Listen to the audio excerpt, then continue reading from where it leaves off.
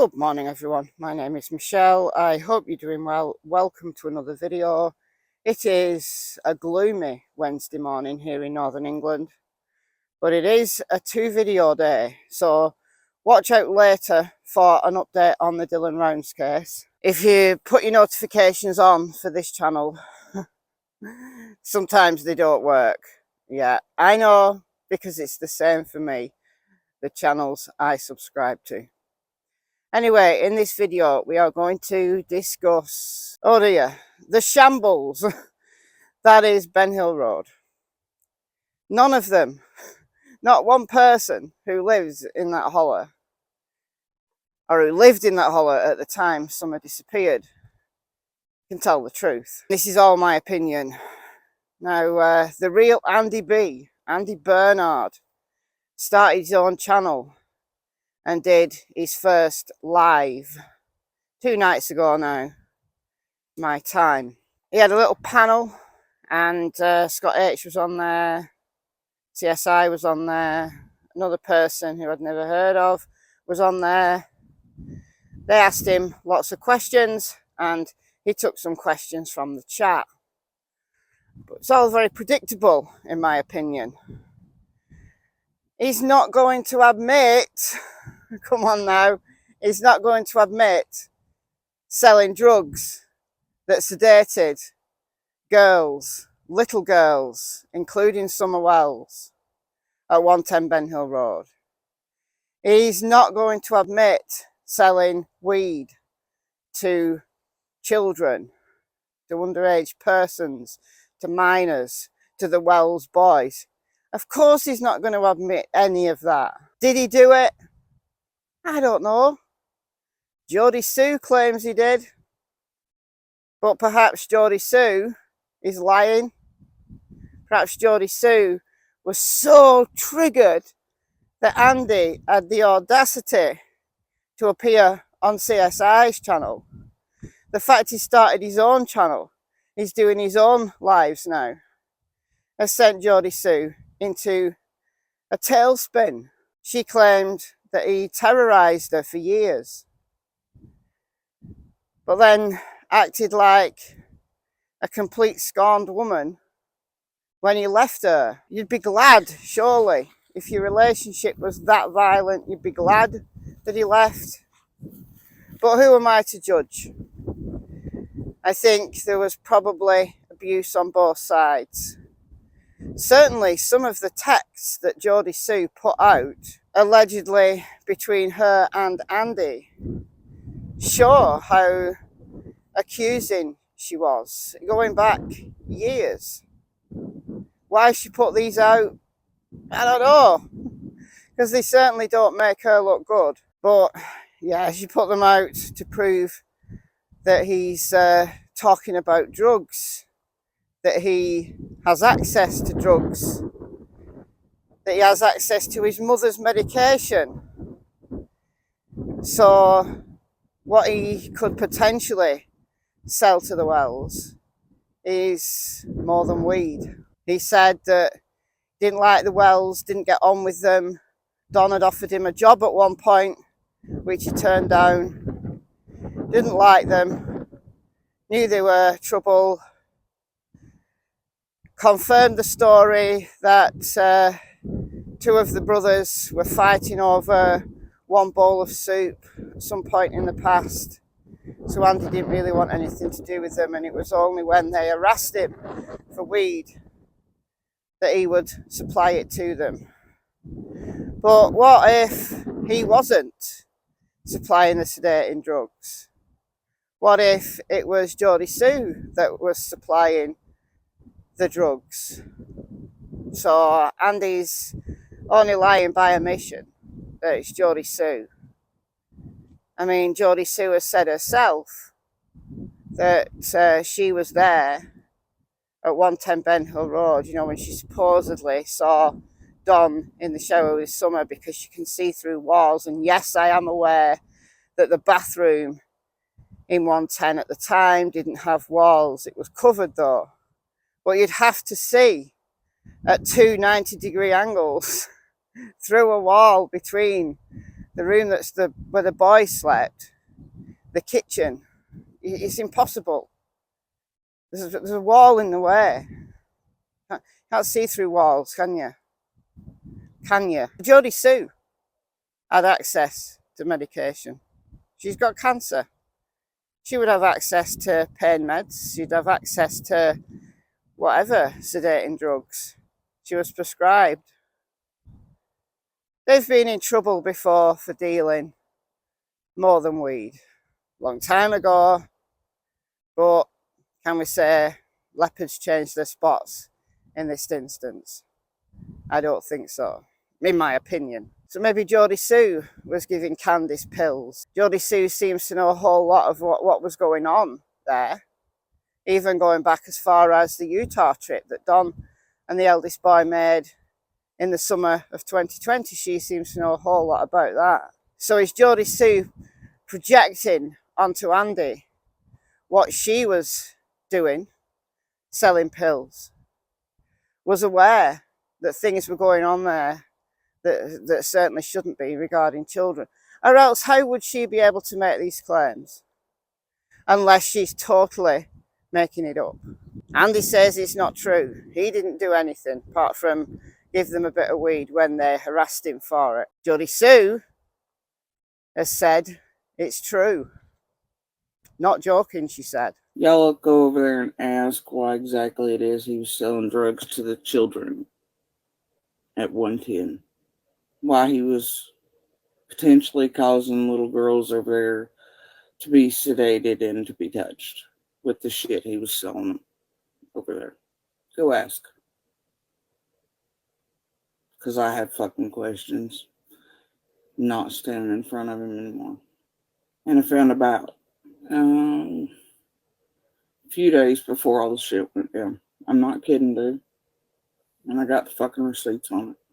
And I'm sure law enforcement does as well.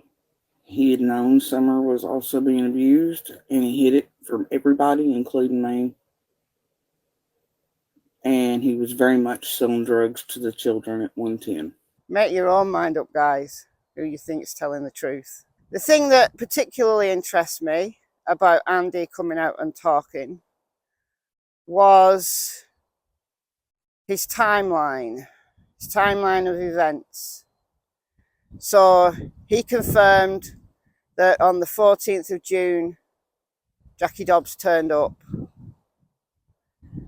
They went looking for him after he'd gone, after they drove him away. They went looking for him in the hollers. That's all true, according to Andy. That really happened.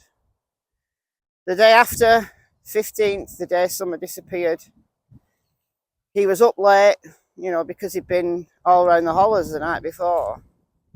And he left for work about 8:05. Works in Kingsport, which is about 25 minutes. Let's just call it half an hour. Possible traffic, etc., etc. And half an hour is a nice round figure. So let's say half an hour. So he'd be there for about 25 to 9. And he says he was at work all day. So what Fred, his cousin, said is not true. He said he didn't know what Fred's MO was. Fred is not telling the truth. He was not on Ben Hill Road between 3 and 3:30 on the 15th of June. Again, if he was, he's not going to admit it, is he? Of course he's not going to admit it. If he was there for nefarious reasons, not going to admit it. But it's easy for law enforcement to get an alibi for Andy's whereabouts on the 15th. So presumably they've done their job. Andy said that Fred did see him on a different day. Now, he was unclear on whether this was the day before or in the days after Summer's disappearance. Now, the day before sounds plausible because he was on red alert, allegedly, via Jodisue, because of all this property stuff. So if Jodisue called him home on the 14th. And there has been some discussion that he wanted to go home early to cuddle on the 14th. Well, yeah, that could be the day that Fred saw him. But they had words. But then he said that it was the days after, because, you know, they had a conversation about what was going on. Now, surely that would be easy for them both to remember because of the unusual traumatizing circumstances. Cops everywhere, helicopters everywhere. Surely they both remember that and have the same story. So who knows? Andy's not going to incriminate himself. But then again, I don't believe Fred either. He was also asked about what time he got home.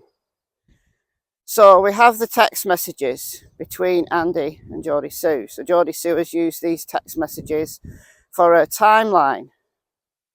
The scream, Andy said he was told about it. Let's leave that one there because it's the timeline, the 6:09 timeline, that's the most important. So there is a text message at 6:09. Andy's on his way home. We've said that it takes half an hour to get from his work to Ben Hill Road. So if he was leaving at 6:09, means he was going to be there about 20 to 7-ish. He said he didn't think he stopped anywhere. Well, that then, if he was home at 20 to 7, the search was only just beginning for summer. So, yeah, that could make sense. But he said, and Don said this, that Andy rolled in and Don rolled in almost at the same time. Well, okay, which would have meant Don was home, 22, quarter to 7. But he was working in Jonesborough, which is 30 odd minutes away, further away than Kingsport. But Don said he drove, like the wind, and he got there in 25 minutes. Well, if he got there at 20 to 7, quarter to 7, he would have had to have left at 6:15, which was before they made the 911 calls. The 911 calls were made around 6:26. The dispatch call was around 6:30. 110, 110 Ben Hill Road off of Beach Creek should be the first residence on your right. Reference to a missing 4-year-old. The parents have called in and advised that the mother had went for a walk, came home, now they can't find her. They've been yelling for her. She's been gone for about 10 minutes now. Said she'd been missing 10 minutes. Well, let's think about this. Don and Candice, around 6:26, said she'd been missing around 10 minutes. So that's like 6:15, 6:10, which fits with Jodisue's 6:09 when she started her descent down the driveway. It fits, doesn't it? Now, 10 minutes, could be 15 minutes, could be 20 minutes. So if they'd noticed Summer missing around 6 o'clock-ish, had a look round the house, then started shouting, that fits perfectly with 6:09. Then they ring 911 at 6:26. Say she's been missing 10 minutes, she's probably been missing maybe 20 minutes. And not to a few minutes. So that all fits.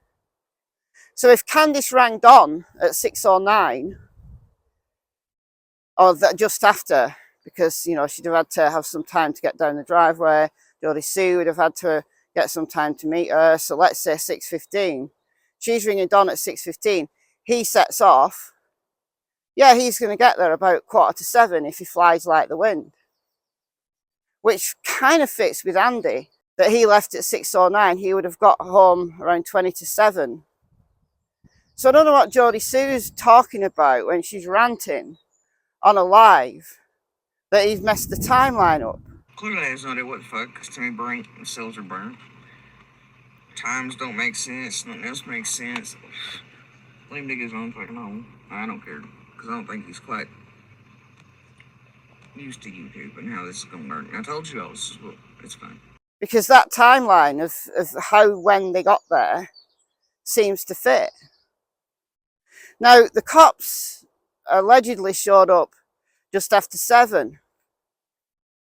But there was a report that cops were seen, this is from a neighbour, were seen on Ben Hill Road around 6:30. Which again fits with what Andy and Don said. So maybe there was a car, like, closer, and that got there fairly early, you know, got there early. And then they all started to roll in around 7, just after 7. I can see all of that. That's really plausible. I can see how all of that would fit together. So the timeline around that 6:09 to 7 works out. In my mind, that works. Now, some people say it doesn't make sense, but it does. It does make sense. Everybody's story corroborates each other. And what's most important is the timing of the dispatch call also corroborates it. And what the dispatcher said, that she'd been missing around 10 minutes, it corroborates everybody's stories. If you think about it, it does. Now, Andy said that he did leave Ben Hill Road, because Fred said that they sat down on Ben Hill Road for 3 days, him and Jodisue, after someone went missing. But on the 4th day, Andy upped and left.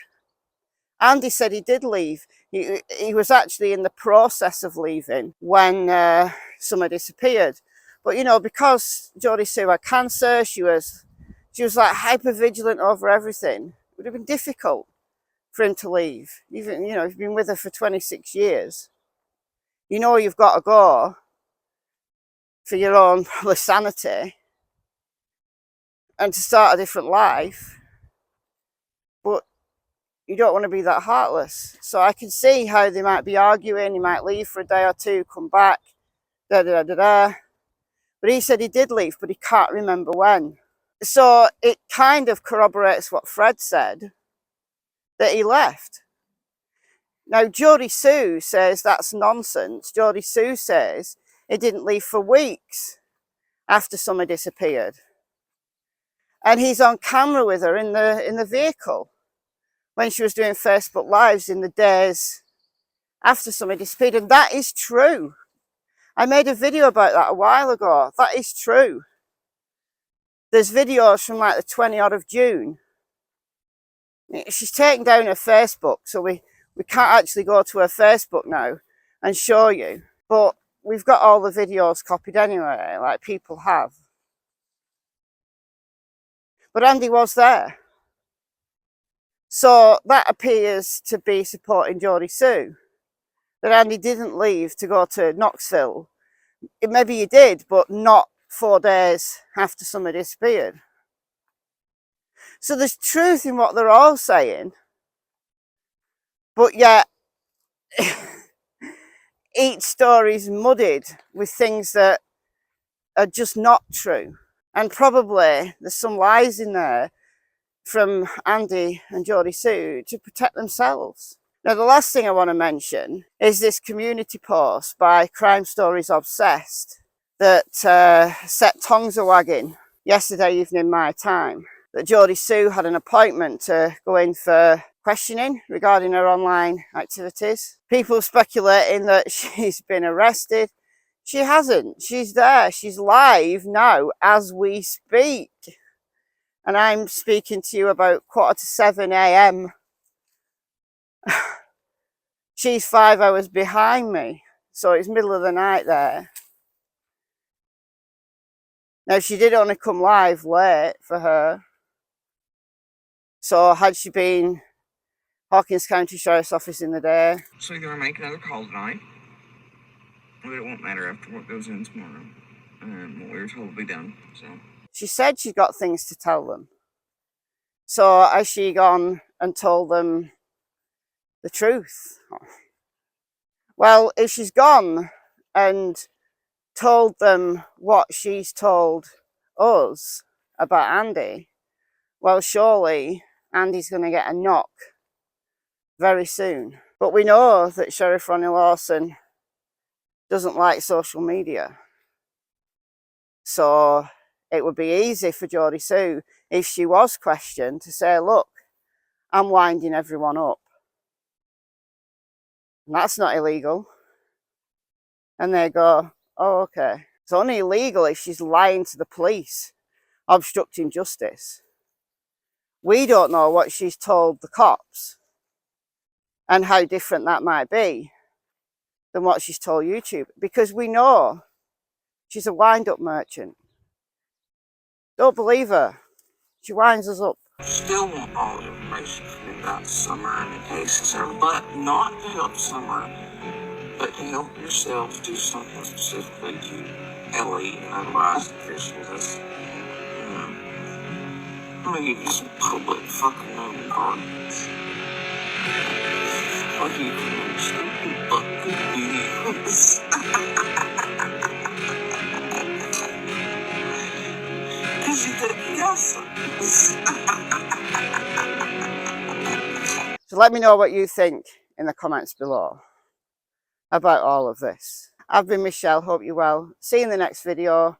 Goodbye from Miss Tillington and Miss Cassie Spring. Bye guys.